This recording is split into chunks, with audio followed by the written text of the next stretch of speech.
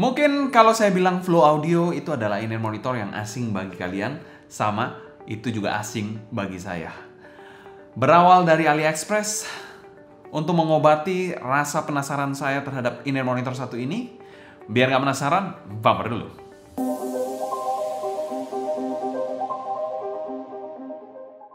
Halo semua, selamat datang channel Sound Dignity bersama dengan saya Sebastian. Seperti biasa akan sharing info dan racun mengenai dunia personal audio, baik itu audio portable ataupun desktop audio. Berbicara soal Flow Audio, Flow Audio sendiri adalah salah satu brand in-ear monitor yang menggunakan nama-nama bunga. Salah satu line up-nya yang akan kita bahas yaitu Kala. Itu adalah salah satu nama dari jenis bunga. Line up mereka pun tidak banyak, setahu saya cuma ada dua yang menggunakan single dynamic driver yaitu Kala dan kalau nggak salah namanya Lily yang menggunakan satu balance armatur. Dan kita akan berfokus pada in-ear monitor dynamic drivernya yaitu Kala ini yang menggunakan single dynamic driver 10 mm. Produsen dari Flow Audio sendiri memang berfokus pada pasar dari China dan memang jarang atau kita lihat di internet pun jarang yang mereview produk dari Flow Audio Kala ini untuk pasar internasional. Dan in-ear monitor satu ini pun sudah detachable dual pin untuk konektornya. Untuk harganya mungkin kalian bertanya-tanya berapa sih harganya untuk sebuah single dynamic driver in-ear monitor dari brand yang anta baranta. Harganya dari in-ear monitor ini adalah 600 ribuan kalau kalian bisa cek di AliExpress. Untuk link pembelian di AliExpress saya taruh di kolom deskripsi di bawah ya. Mungkin kalian mau coba atau mau lihat-lihat, silahkan. Untuk packagingnya dari Flow Audio Kala pernah kita bahas pada video unboxing di atas, kalian bisa cek aja linknya. Dan secara umum kami berikan skor B- aja untuk packagingnya. Packagingnya ini super esensial banget, tapi experience-nya ya a little bit better than KZ pada umumnya. Selanjutnya kita bahas build quality dari Flow Audio Kala ini. Oke, build quality dari Flow Audio Kala sendiri yang menggunakan bahan resin berwarna hitam pekat dengan finishing glossy. Kalian bisa lihat di sini warnanya hitam pekat dengan finishing glossy. Dan di bagian dalamnya ini tidak ada marking ataupun fan hole sama sekali untuk bagian dalam housingnya. Namun fan hole-nya ini ada di bagian atas dari housingnya, jadi di bagian sini. Di dekat konektornya ada fan hole yang lumayan besar, kalian bisa lihat di situ. That's it. Dan kalau kita lihat ke bagian nozzle-nya ini sedang aja, tidak terlalu pendek atau panjang. Dengan diameter ukurannya mungkin sekitar 4,5 mm ke atas. Dimana nozzle-nya ini juga berbahan sama seperti bahan housingnya dan sudah ada filter seperti ini. Lanjut ke bagian faceplate. Faceplate-nya ini salah satu yang saya suka. Faceplate-nya minimalis tapi cantik banget. Kalian bisa lihat di sini. Ini faceplate yang menurut saya ganteng banget. Perpaduan warna merah dan silver memberikan kesan yang sangat mewah. Ada tulisan Flow dan juga ada logo dari Flow Audio di bagian satunya. Nah, untuk bagian kabelnya sendiri ini adalah kabel detachable yang mirip seperti kabel KZ. Ya memang detachable dual pin, tapi nggak tahu ya, ini mungkin 0,75 bisa 0,78. Anggap aja 0,75 lah. Dan sudah ada air hook yang preform seperti ini, kabelnya single line masing-masing kiri dan kanan, tidak ada mic. Splitternya juga seperti yang KZ punya, hanya satu plastik gini dan dua line seperti ini. Dan untuk bagian bawahnya sendiri ini adalah kabel L-shape. Jack L-shape 3,5 mm gold plated regular boring.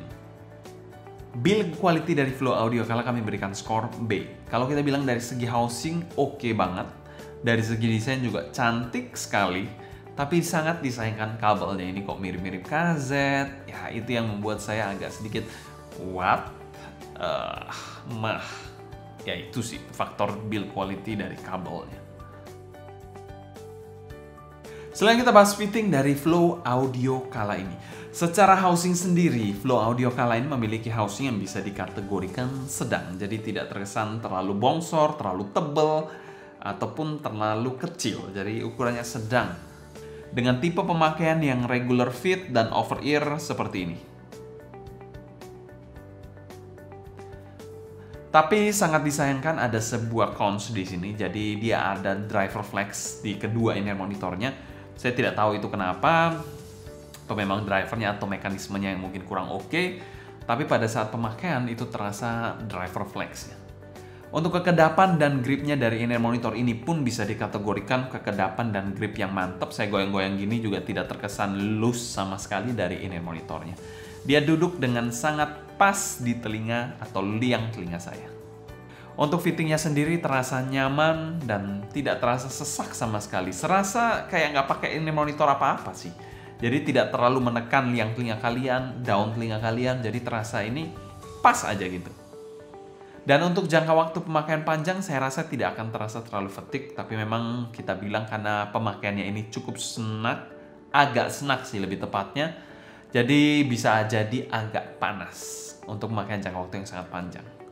Dan secara umum fitting dari Flow Audio Kala ini kami berikan skor B+. Selain kita bahas sound quality dari Flow Audio Kala ini, in-ear monitor satu ini memiliki arah suara yang bisa dikategorikan warm ataupun bisa dibilang mild V-shape dengan penekanan yang lebih banyak di bagian bassnya. Dan in-ear monitor ini tidak terlalu berat untuk di drive. Nah, bagaimana dengan bagian bass dari Flow Audio? Bagian bass dari Flow Audio di sini bisa dikategorikan tebal dan juga fun. Jadi kalau kalian yang cari bass yang tebal dan fun, ini adalah salah satu alternatif di angka 500.000, 600.000-an lah. Dengan impact yang besar serta punch yang cukup dalam di in-ear monitor satu ini. Bassnya ini bisa dikategorikan bass yang cukup bersih, namun speednya menurut saya agak sedikit kurang gesit. Tapi ya termasuk bass yang fun banget sih memang. Bassnya ini tidak bleber juga ke bagian midnya, jadi terkontrol. Overall bassnya ini bisa dikategorikan bass yang all-rounder walaupun sedikit lambat dan terkesan fun. Bukan bass yang untuk ngejar speed ya. Contohnya kalian dengerin lagu metalan seperti saya dengerin Through the Fire and Flames dari Dragon Force. Itu agak sedikit keteteran untuk bass dari Flow Audio karena terlalu ada decay-nya dan ekornya itu nggak dapat aja, jadi kayak buntung-buntung gitu. Jadi kayak nggak full sounding bass pada saat dia harus ngejar bass yang terlalu cepat. Untuk bagian mid-nya sendiri, mid dari in-ear monitor satu ini bisa dikategorikan mid yang sedikit mundur dan smooth, jadi relaxing banget. Kalian kayak dengerin lagu itu ada di backseat, dimana kalian nyantai dengerinnya sambil makan popcorn. Itu mungkin sensasinya saat mendengarkan in-ear monitor ini. Male vokalnya sih termasuk tebal, namun terasa sedikit kurang lepas. Artikulasinya dari male vokalnya ini oke banget dengan emosi yang tersampaikan dengan cukup baik, apalagi kalau kalian mendengarkan lagu yang slow-slow gitu. Sedangkan untuk female vokalnya ini terkesan cukup tebal walaupun kurang lepas sedikit, masih dalam kategori yang terkontrol dan bagus lah eksekusinya. Dan juga memang female vokalnya ini sedikit lebih maju dibandingkan male vokalnya. Untuk shoutingnya sendiri dari in-ear monitor satu ini bisa dikategorikan in-ear monitor yang cukup aman. Selain itu untuk presentasi instrumennya ini smooth dan terkesan sedikit kurang lively. Overall sih untuk mid sectionnya ini menurut saya kalau bisa di nitpicking sedikit kurang dinamika dan lepas aja. Selain itu overall good execution. Untuk bagian treble-nya ini terkesan cukup unik, kesan ceringnya ini masih dapat namun terasa dark sounding. Gimana itu? Tuh, ceringnya dapat tapi dark sounding. Jadi ya mungkin saya gambarinnya seperti ini. Kalau kalian dengerin cymbal crash gitu, itu kedengeran cymbal crash-nya ceringnya dapat tapi kayak di tempat gelap gitu. Jadi nggak ada kesan airy-nya sama sekali. Jadi nggak ada kayak di claustrophobic gitu. Kayak didengerin ceringnya tapi di claustrophobic, jadi nggak ada decay, airiness-nya juga kurang di situ.